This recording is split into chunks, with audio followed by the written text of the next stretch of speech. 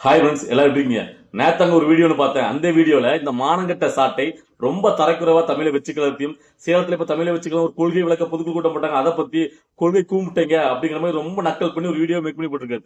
என்னடா சாட்டை கொஞ்ச நாளா தமிழை வச்சுக்கிறது விமர்சனம் பண்ண இப்ப திடீர்னு அப்ப பொத்துட்டு வந்திருக்காரு, என்ன காரணம் அப்படிங்கிறதையும் இந்த சாட்டை கிட்ட, அந்த மானங்கெட்ட சாட்டை கிட்ட நாக்கப்படுங்கிற மாதிரி ஒரு 4 கேள்வி கேட்கணும் அப்படிங்கிறது இந்த வீடியோ பதிவு. ஸோ ஸ்கிப் பண்ணா ஃபுல் வீடியோ பாருங்க. முதல்ல எதுக்காக இன்னைக்கு ஒரு வீடியோ தூக்கி போட்டிருக்காரு அப்படின்னு கேட்டீங்கன்னா, 2 நாளைக்கு முன்னாடி மானங்கெட்டு போய் மண்டிக்கிட்டு இவங்க நாம் தமிழ் கட்சி அண்ணன் தம்பி எல்லாம் போயிட்டு ஸ்டாலின் அவர்கள் காலையில் வந்துட்டாங்க. சோ அதை இப்ப ஊரே கேலி பண்ணி சிரிக்குது. ஏன்டா ஊர் முழுக்க மேடையை போட்டுக்கிட்டு திமுக பயங்கரமா விமர்சித்து பெரிய வீராதி வீராங்கனக்கா சூராதி சூராங்கனக்கா பேசுனீங்களா, இன்னைக்கு மானங்கிட்ட போய் நேரா போயிட்டு சாக்சாம மண்டிட்டு போட்டீங்களா ஏன்னு சொல்லிட்டு ஊரே கேலி பண்ணி சிரிக்குது. சோ இதை இப்ப மடை மாத்திருக்கு, திசை மாத்திருக்கும், தமிழை வச்சுக்கிறது கொள்கை விளக்க பொதுக்குழு கூட்டத்தை எடுத்துக்கிட்டு அதுல இது இப்படி பண்ணாங்க அது அப்படி பண்ணாங்கன்னு சொல்லி ரொம்ப தரைக்கிறவா நக்கல் பண்ணி விமர்சிக்காரு. முதல் நான் கேட்கிறேன், முதல் தமிழை வச்சுக்கிறத பத்தி நம்ம அதுல நடந்த விஷயங்களையும் இவர் விமர்சனம் பண்ணி பேசுறதுக்கு முன்னாடி நான் கேட்கிறேன், என்ன இதுக்கு நீங்க போய் வந்துட்டு ஸ்டாலின் அவர் காலில் போய் விழுந்தீங்க? அதாவது ஸ்டாலின் அவர்கள் பாத்தீங்கன்னா அவருடைய மகனை காப்பாற்றுறதுக்காக ஈடு பிஜேபி மோடியை பார்க்க போனாருன்னு காலில் விழுந்தான்னு சொல்லி அவ்வளவுக்குள்ள வக்கனே பேசுனீங்களே, இன்னைக்கு நீங்க பேச காரணம் என்ன தெரியுமா? நான் சொல்றேன். அதாவது சீமான் அவருடைய கேஸ் ஒன்று உச்ச நீதிமன்றத்தில் வருதுங்க. சோ அதுக்காக பயந்துகிட்டு போயிட்டு அதை தமிழக அரசு தான் சார்பா சொல்ல வேண்டியிருக்கு. சோ சாட்சாரமா காலில் வந்தாச்சு. இதுக்கு ஏதோ ஒரு பயணக்காக பயன்படுத்தியாச்சு. கேட்டா அவன் தம்பிமார்களாம் எங்க அண்ணன் எதிரியா இருந்தாலும் மாண்பு மிக்கவரு. சோ அவங்களுக்கு வந்து பாத்தீங்கன்னா இறங்க தெரிவிக்கணும், அதுக்காக தான் போனாரு. அது தமிழுடைய மாண்பு, மண்ணங்கட்டி மாண்பு. ஏன்டா லூசு போயிடலாம், உங்க அண்ணன் இறங்க தெரிவிக்கணும் தமிழுடைய மாண்புனா மூக்கா முத்தா அவள் வீட்டுக்கு ஆடா போயிருக்கணும். எதுக்கு ஸ்டாலின் அவள் வீட்டுக்கு போகணும்? மூக்கா முத்தோட குடும்பம் வேற.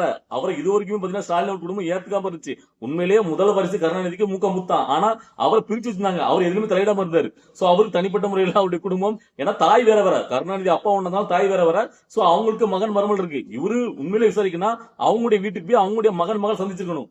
அதை விட்டுட்டு போய் ஸ்டாலினை போய் சந்திக்க வேண்டிய என்ன வந்துருக்கு கேட்கிறேன். ஒண்ணும் கிடையாது, இவரை காப்பாற்றணும். இவர் சுயநலமாக, அதாவது இவங்க முழுக்க இதுதான். அதாவது இவங்களோட என்ன கேட்டீங்கன்னா, மேடைகள் மட்டும் தமிழ் வீரான்னு பயங்கர பொங்குவாங்க.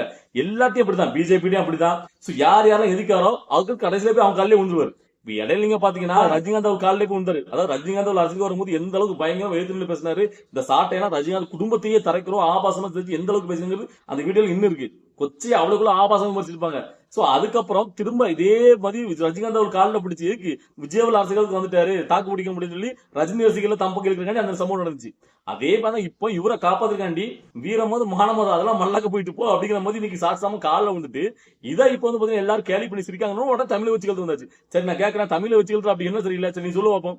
அதாவது முதல்ல இந்த சாட் ஆரம்பிக்கும் போது என்ன சொல்றாருன்னா, நான் கொஞ்ச நாளமா தமிழை வச்சுக்கிறது விமர்சிக்க வேண்டாப்பா, ஏன்னா அவங்களும் திமுக தான் இருக்காங்க, நாமும் திமுக தான் இருக்கோம். சோ அதனால அதை விட்டுல கண்டுக்காம விட்டுலாம், சின்ன சின்ன தவறு நடக்கும் வளர கட்சனை அப்படி மாதிரி நினைச்சாராம். ஆனா நைட்டு 12 மணிக்கு இந்த கொள்கை விளக்க பொதுக்கூட்டத்தை புதுசா பார்த்தாராம். பார்த்துட்டு இவரால் தாங்க முடியல, அந்த அளவுக்கு கூப்பிடுத்தனமா இருக்கு, இனிமேல் இதை விட்டா சரிப்படாது, இதை அடிச்சிடணும், இவங்க தான் ட்ரோல் கண்டென்ட், காமெடி பீசியல் தமிழை வச்சுக்கலாம் 2026 தேர்தல் அரசியல் அப்படிங்கிற மாதிரி பயங்கரமா பேசுறாரு. நான் என்ன சொல்றேன்னா, நானும் அப்படிதான். அதாவது எதுக்கு போட்டு நம்ம நாம் தமிழ் கட்சி விமர்சிக்கணும், அதுவுமே திமுக எதிர்த்து பயங்கரமா நிக்கிறாங்க, தமிழ் தேசியம் பேசுறாங்க.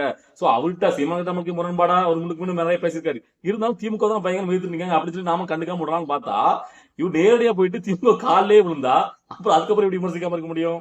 அதாவது மேடைகள்ல பயங்கரமா இந்த சாட்டை சீமான் அப்புறம் கட்சியில் இடுமானம் கார்த்திகெல்லாம் பயங்கரமா திமுக பேசும்போது பார்க்கும் போதெல்லாம் பரவாயில்லையப்பா, தைரியம் ஜாஸ்தி தான்ப்பா, ஆளுங்கட்சியா திமுக இருக்கும் போது இந்த அளவு பழக்கம் அப்படின்னு நம்ம நினைச்சிருக்கோம். ஆனா அதுக்கு பின்னாடி சீன் நமக்கு தெரியுது. என்ன கேட்டீங்கன்னா, இவங்க மேடைகள் எல்லாம் போயிட்டு பயங்கரமா பொங்கிட்டு என்ன வந்து வா அப்படிங்கிற மாதிரி பயங்கர திமுக இருப்பாங்க. திரைமுறையோட அண்ணன் போயிட்டு, அண்ணன் என்னன்னா இது, நான் ஏதோ பொழப்பு நடத்துறேன், தம்பினே உன்னை விட்டு எனக்கு யாருன்னு இருக்கா, ஏதோ பார்த்து பண்ணுனேன், நான் ஏதோ மேடையில பேசிட்டு போறேன், நீ அதெல்லாம் கண்டுக்காதன அப்படிங்கிற மாதிரி திரைமுறையில போயிட்டு சாட்சமா காலில் விட வேண்டியது. சோ அதனால இவங்க தம்பிகள் தைரியமா அண்ணன் இருக்கிறதே பேச வேண்டியது. ஆனா இதுல அந்த பிரபலமா இருக்கிற தம்பிகளும் பிரச்சனை இல்லை, ஆனா களப்புறாளில இந்த களத்துல வந்து போராட்டங்கள்ல அவங்களுக்கு தான் பிரச்சனை. ஏன்னா மேடையை போட்டது எல்லா வேலையும் பார்க்கும்போது திமுக ஏத்துன்னு சண்டை போறது இவங்க தான். மேல அவங்க அண்ணன் வந்து பாத்தீங்கன்னா அவரை காப்பாத்திப்பாரு, அவங்க கூட மெயினா இருக்கக்கூடிய 2-3 பேரை காப்பாத்தி விட்டுருவாரு. ஆனா காதலிக்கிறவங்க இல்லன்னா இப்ப என்ன இதுக்கு போயிட்டு அவரு அங்க போய் சந்திக்கணும் கேட்டா சரி ஓகே. இப்ப அவங்க என்ன சொல்றாரு ஸ்டார்டிங்ல கேட்டீங்கன்னா, அதாவது கொள்கைகளுக்கு பொதுக்கூட்டத்துல முதல்ல ஸ்டார்ட் பண்ணும்போது மழை வந்துட்டான். உடனே தொண்டர்லாம் பாத்தீங்கன்னா டக்குன்னு சேரத்துக்கு பிடிச்சு நிக்கானா, அவ்வளவு சேரா தெரியுதான். ஏன்டா ஒரு பொதுக்கு கூட்டத்துல மழை வந்தாலும் வெயில் வந்தாலும் அங்க நிக்கணும்டா, அவன் தான்டா உண்மையான போராளி, அவன் தான்டா அரசியல் வர தகுதி, நம்ம என்னடா நீங்க இப்படி இருக்கீங்க அப்படின்னு ரொம்ப நக்கல் படி. நான் கேட்கிறேன், மழை அடிச்சாலும் வெயில் அடிச்சாலும் புயலே வந்தாலும் அவன் அப்படியே சொரண கட்டி பண்ணி நிக்கிறது, அவன் என்ன எரும மாடா? அவன் மனசுதான் என் உணர்ச்சிருக்கையும், அவன் மலையில இருந்து அங்கிருந்து ஓடலையே, அவன் எந்த தொண்டனாலும் அங்க கலைஞ்சு போனாங்களா? அவன் அதே இடத்துல கொள்கை விளக்க பொதுக்கூட்டம் நடக்குன்னு விட்டு தலை பாதுகாத்து சேரத்துக்கு தலை வச்சிருக்கான், மழை நினைக்கூடாது. இதுல என்ன இருக்கு? மனசு அப்படிதான் யோசிப்பான். அதாவது கொடையை பிடிக்கணும், அவங்க சேரத்துக்கு வச்சிருக்காங்க. யாராவது அங்கிருந்து உடனே ஓடி போனா நீங்க பேசலாம், நக்கல் பண்ணலாம்.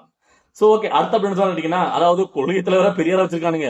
ஆனா மழையை நிப்பாட்டுறதுக்கு வெத்திலேயே தேங்காய் வச்சு மழையை நிப்பாட்ட போறாங்களா? ஏன்னா கும்பிடுத்தனமா இருக்கு அப்படிங்கிற மாதிரி ரொம்ப நக்கலாம். நான் கேட்கிறேன், நம்ம ஊர்ல கிராமங்கள் சைடுல வந்து பாத்தீங்கன்னா தண்ணி எங்க இருக்குன்னு தெரிஞ்சுக்காண்டி தேங்காய் வச்சு பார்ப்பாங்க. சில இடங்கள்ல தண்ணி நிலப்பரப்புல தண்ணி எங்க வந்து அதிகமா இருக்கு, இந்த இடத்துல கிணறு தோண்டலாமா வேண்டலாமா அப்படிங்கிற மாதிரிலாம் உண்டு. அதுக்கு உண்மையிலேயே அதை வச்சு பார்க்கலாம் சயின்டிபிக்கா, ஓகேவா? சோ அதே மாதிரி மழை நிப்பாட்டக்காண்டி ஒருத்தர் தான் பண்ணிட்டாரு. அது வந்து பாத்தீங்கன்னா ஏற்படுது இல்ல, நான் வந்து எப்பவுமே உண்மையா ஒத்துக்கிடுவேன். சோ ஆனா நான் ஒண்ணு கேட்கிறேன், இதே மாதிரி கேள்வி என்னைக்கா திராவிட கட்சியில பத்தி கேட்க ஏன்னு கேட்டீங்கன்னா, எதிர்த்து போறாரு. அதாவது இந்த சிலை இருக்குல்ல, அது வெறும் சிலை கல்லு, அதையே நீ தெய்வமா வழிபடுற, கடவுளை கும்புற, அது என்ன கல்லு தானே அப்படின்னு சொல்லி பிள்ளையார் சிலையெல்லாம் தூக்கி போட்டு உடைச்சவர். அப்படி இருக்கக்கூடிய பெரியாருக்கு இங்க ஊர் முழுக்க சிலையை வச்சு மாலையை போட்டு மரியாதை பண்ணி பூஜை பண்ணி கொண்டாடுறானுங்க. சோ அப்ப அவருக்கு ஏன்டா கொண்டாடுறீங்க, கல்லுக்கு ஏன்டா நீங்க வந்து மாலை போட்டுருக்க? அவர் அதான சொன்னாலும் சரி, என்னைக்காவது அந்த திராவிட காலத்தை பத்தி ஏத்தி பேசிக்காரன். இப்ப பெரியார விமர்சிக்கானுங்க, அதாவது ஓகே. ஆனா இதுக்கு என்ன காரணம் அதையும் நான் சொல்றேன். இதுக்கு முன்னாடி உங்க அண்ணன் இதே பெரியார தான் தூக்கி பிடிச்சு கொண்டாடுறாரு. நிறைய விடைகள் சொல்லிட்டேன். ஆரம்பத்துல பெரியார வச்சு குழப்பம் நடந்தது சீமான் தான். அதுக்கப்புறம் இப்ப அவருடைய தேவைக்காண்டி இப்ப அதை பயங்கரமா போட்டு விமர்சித்து இருக்காரு.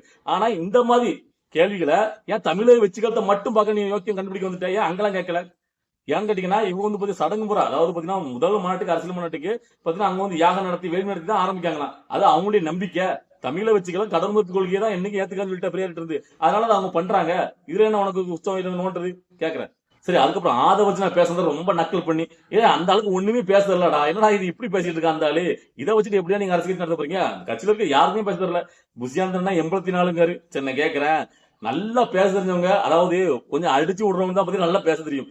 அதாவது ரொம்ப சரளமா பேசணும்னா வந்து பட்டு பஞ்ச பேச்செல்லாம் இருக்கணும். இல்லன்னு கேட்டீங்கன்னா கண்டதையும் அடிச்சு விடுறவனா இருக்கும். சோ உங்க அண்ணன் படிச்சு விட்டார்ல, அதை கேட்டீங்கன்னா காமராஜர் இருந்தப்போ அண்ணன் தான் அதிகமா அழுதாராம். அட லூசு போயிடலாம். யாரு காமெடி அரசியல்ல 2024 ட்ரெண்டிங் காமெடியே நீங்க தான், உங்க அண்ணன் தான். ஏன்னா உங்க அண்ணன் வாயில வந்தவங்க அடிச்சு விடக்கூடியவர், அதனால எப்படி வேணா அடிச்சு விடுவாரு. ஏன்னா அண்ணா இருந்து 6 வருடம் கழித்து தான் காமராஜர் இருந்தாரு. அதுவே தெரியல, வாயில வந்தவங்க மைக்கு பிடிச்சி எவன் நம்மளை கேட்க போறான்னு அடிச்சு விட வேண்டியது. சோ இதுல வந்து தமிழை வச்சு கழகம் வந்து ட்ரோல் மெட்டீரியல் நீங்க தான் முழுக்க முழுக்க ட்ரோல் மெட்டீரியல் திருத்தம் இருக்கு. ஏன்னா காம்படிஷன் நீங்க தான், எல்லார் காலையுமே வந்துருவீங்க.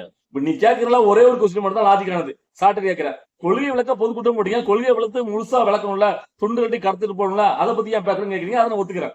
கொள்கையை பத்தி நான் அதனால நேத்து வீடியோ பேசும்போது கூட நான் சரி ஆலோசனா பேசுனது மத்த கட்சிக்காரன் பேசுறதுக்கும் பேசணும்னு சொல்லிட்டு நான் ஆறு பார்த்திபன் பண்ண விஷயம், அதாவது ஒரு பெரிய அளவுல ஒரு கூட்டத்தை கூட்டி ஒரு அந்த கொள்கை விளக்க பொதுக்கூட்டத்தை நடத்தினார்ல, அதாவது அந்த திமுக ஆளுங்கட்சியா இருக்கும்போது சேலத்துல அந்த பிரம்மாண்ட கூட்டத்தை பார்த்துட்டு நான் மிரண்டு போய் தான் பார்த்திபனை பாட்டிருந்தேன். மத்தபடி அந்த அவங்க பேசுன எதையும் பத்தி விமர்சனம் பண்ணல. சோ அந்த சைடு கொஞ்சம் குறைபாடு இருக்கு. இன்னுமே பாத்தீங்கன்னா கொள்கை விளக்க பொதுக்கூட்டம் போது கொள்கையை பத்தி இன்னுமே தெளிவான முறையில மக்களை கடத்திடணும். இல்லைன்னா இதுக்கு கொள்கை விளக்க பொதுக்கூட்டம் வச்சு கூடாது, சாதாரண ஒரு மீட்டிங் அப்படின்னு வச்சுட்டு போயிருக்கலாம். சோ அதை நம்ம குறைபடுச்சு, அதனால நம்ம அதை பத்தி பேசாம இருந்தோம். சோ நான் எப்பவுமே உண்மையை பேசுவேன். ஆனா அதை பத்தி விமர்சனம் பண்றதுக்கு அதாவது கூமுட்ட ஒண்ணுமே கிடையாது, நீங்க என்னடா பண்றீங்க அப்படின்னு தரம் தாழ்ந்து விமர்சனம் பண்றதுக்கு சாட்டைக்கும் நாம் தமிழ் கட்சிக்கும் என்ன அறிவுன்னு கேட்கிறேன். ஏடா நீங்க எல்லாம் மண்ணக்கப்படுத்தி வச்சிருக்கோம், உங்க மேல படம் அறிவிட்டவங்களா? இல்ல நான் கேட்கிறேன், சாட்டைக்கு என்ன தகுதி இருக்கு நாம் தமிழ் கட்சிக்கு? வீரம் மண்டிடாத மானம் அப்படிங்கிற மண்டி போட்டு ஒண்ணு கிடைக்கீங்க அங்க போயிட்டு. இல்ல அதாவது நான் கூட சில நேரங்கள்ல அந்த சாட்டை பேசும்போது பயங்கரமா திமுக போட்டு புழக்கும் போது இடுமோனம் காட்டி அந்த கட்சியெல்லாம் பேசும்போது பரவாயில்லப்பா, ஆளுங்கட்சியா திமுக இருக்கும்போது எந்த போல புழக்கம் இல்லையாப்பா, பரவாயில்லப்பாடு உண்மையில் நமக்கு தோணும்ல சில விஷயங்களை பேசுறது தைரியமான ஆட்கள் அப்படின்னு. என்ன தைரியம்? இதான் தைரியம். அதாவது வெளியில வந்து போது வீரவாசம் பேசிட்டு மண்டிட்டு திரைமுறையில போயிட்டு அண்ணன் நாங்க ஏதோ புலப்பு நடத்துறானே நீ கெந்து விட்டாத உன் தம்பினா என்னன்னா நீ அப்படின்னு சொல்லிட்டு அதான் பண்ணிட்டு நீங்க அதான் போய் காலைல வந்திருக்கீங்க. இல்லன்னா ஸ்டாலின் அவர்களை போய் சந்திக்க வேண்டிய அவசியம் என்ன வந்துச்சு? என்ன வச்சு கேட்கிறேன். மூக்கமுத்தி இருந்தா மூக்கமுத்தி வீட்டுக்கு போ, எதுக்கு ஸ்டாலின் பார்க்க போனோம்?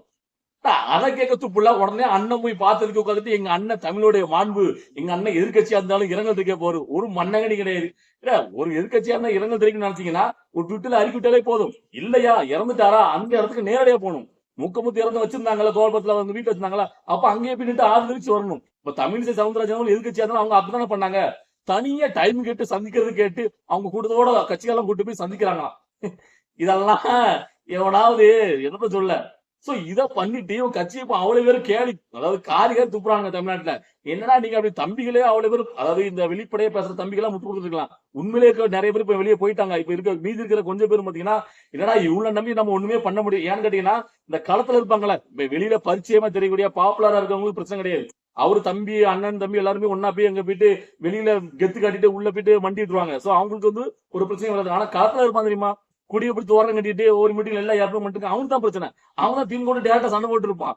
சோ இவங்க உள்ளுக்குள்ள கிடந்து களத்துல கிடந்து போராடுறாங்க, சண்டை போட்டு இருக்கான். இவங்க போயிட்டு நேரடியா போய் மண்டி போட்டுருவாராம். இதெல்லாம் பார்க்கும்போது இதுக்கு இருக்கடா அப்புறம் வெள்ளை சட்டமா வெயிட்டிங் வீரவசனம் பேர் தெரியுறீங்க அப்படிங்கிறத நம்ம கேட்கணும் தோணுது. சோ இப்படி இருக்கிற நாம் தமிழ் கட்சிக்கும் இந்த சாட்டைக்கும் தமிழை வச்சு கருத்தை பத்தி நீ குறை சொல்றதுக்கு ஏதாவது தகுதி இருக்கா, அருகதை இருக்கா?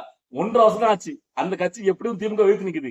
எதுலையுமே சமரசம் இல்லாம திமுக எதிர்த்து நிக்காங்க. ஆனா நீங்க ஏத்துக்க முடியுதா? வெளியில மட்டும் வீரவசனம் பேசிட்டு நேரா போய் மண்டி போட என்ன காரணம்? உங்களுடைய கருத்துக்களை கமெண்ட்ல பதிவு பண்ணுங்க. அது மட்டும் இல்லாம இந்த மானகட்ட சாட்டை அதுக்கும் மறக்காம தக்க ஒரு பதிலடியா உங்களுடைய கருத்துக்களை கமெண்ட்ல நான் எதிர்பார்த்துட்டு இருக்கேன். பார்க்கலாம். பாய்.